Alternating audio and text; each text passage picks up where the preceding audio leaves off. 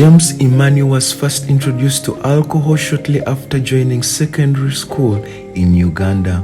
At that time, he did not know that his addiction was a pathway to an addiction that would set the course for the rest of his life. You're most welcome, Pastor James. Thank you, my brother. I'm glad to be here.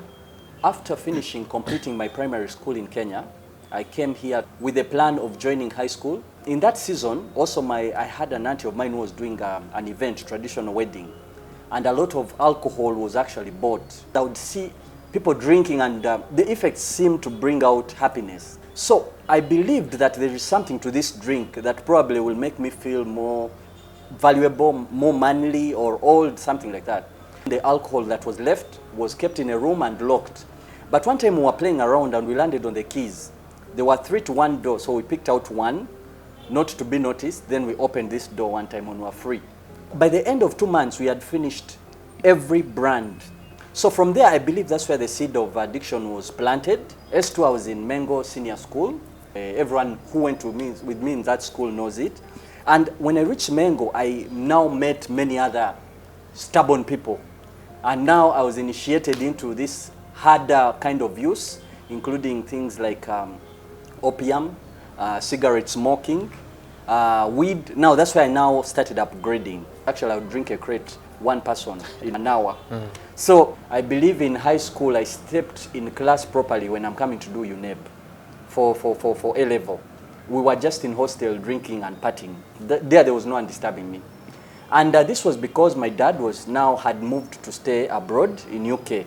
Addiction always reaches a time when now things are moving only wrong.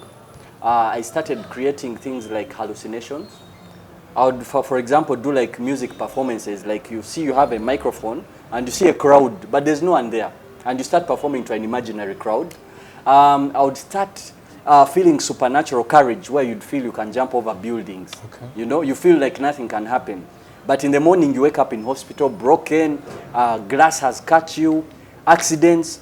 I would not even fear a car coming. Oh. So I would wait even for a vehicle coming is when I would cross.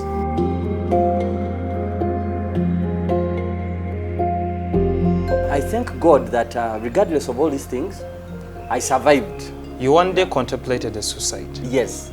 I was tired of this life. I said, you know what? The family is tired of me. The community is tired of me. Church itself is pointing fingers at me. I shared my issue and I requested for prayer requests.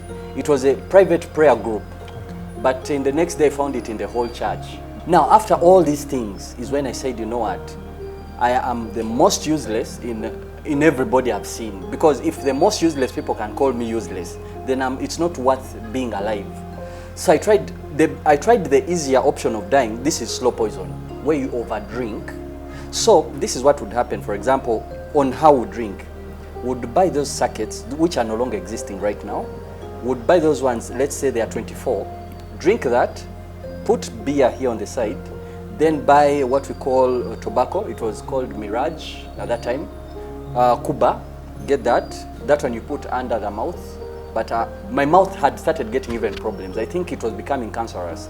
Then you also add weed. Then you add other substances. So in short, after using just for 30 minutes, you're like a mad person. The time I started drinking in one day, I found myself in Gaba.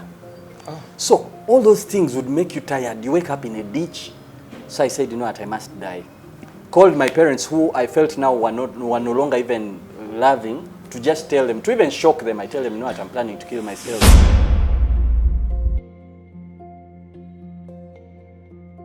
And I made that phone call when I was in my brother. So my father said, you know what, James, I don't believe it was wise for you to waste resources for you to call me. All this side stays in the UK. Just for a small thing like that. But we are now going to work. I'm going to call your uncle. We planned the funeral arrangements in advance. I said, okay. So I'm going to die in about the next 4 hours. So it's like I'd alerted him and he used the police. And I thank the police because this is a job well done. And they came for me, took me to the rehab. I was in alcohol drug unit, Butabika, for 3 months. But again, to prove that only God can heal, I relapsed immediately on the first day when I left rehab. So I believe rehab plays a part in healing, but it's a small part. It's like first aid. True healing, you will never find it anywhere outside God. And I've helped so many people, but I've seen the ones who did not change are the ones who refused to embrace Christ in their lives. So that is what I saw. So when I left the rehab, went back, and when you go back, it's times 3 worse. Because this time you've taken medicine, that medicine has an effect when you go back. You become totally a crazy guy.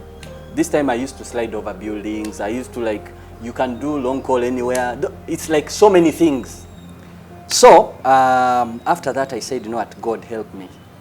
Now I need another option. Every option has failed. Herbalists have failed. Counseling has failed. So for me, some people feel angry because they feel I deserve to have died. But the grace of God has still sustained me up to now. One day you chose to speak to the Lord. Yes, it was personal. It was not a group. I just said, God, I know you exist.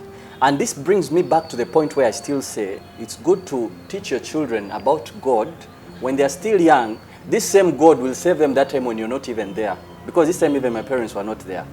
And so I said, God, I know you're there, but I want to see if you work. Let me see myself sober for a week, because it had never happened for 10 years. And I felt a loud voice say, you're actually healed, and you're going to be sober for the rest of your life. 2016 is when this happened, total transformation. So since 2016 to now, I've not used. So it's 7 years now. You have not used drug? Nothing at all. So it started 4 days, 5 days. I was not drinking. It became even a concern. They thought I'm coming up with a new strategy of committing suicide. And I highly believe addiction is spiritual. So a person who breaks addiction must first spiritually be delivered. So that's how I believe my deliverance happened. From that day, I've never tasted alcohol or any cigarette. In fact, if I smell cigarette, I can vomit. Oh. Yes, there's a time I even smelled it and I was admitted in hospital. So that's how serious God changed my life. And he sent me as he said. I started slowly by reaching out to addicts. With time now, my story started having impact. I would be called on in churches, schools, but I also had initiatives. I would go to the rehabs. Butawika, I'm also among the speakers who go there. I've spoken in rehabs, communities. Some I even go by myself. I can say, now let me just go down here. And I see where addicts are, then I start speaking. So it's a certain grace that I feel God has put on me. When I speak to them, they stop. I've received a lot of criticism and stigma because of opening up a testimony. And this has kept many to fear to come out. There's a time I shared in church a testimony, and the next time I was sitting with one of our members and people saying, be careful man, you're starting to hang out with such guys. Most people are living in hiding, but this problem is deep. It's in an extent of primary schools. There are over 100 total transformations, and I've also seen over 1,200 youth give their lives to Christ. There are places I've been told to edit my testimony. Edit it and I receive funding, but as long as I don't add the word Jesus there. Oh. Yes, those are the majority. So I would actually be rich.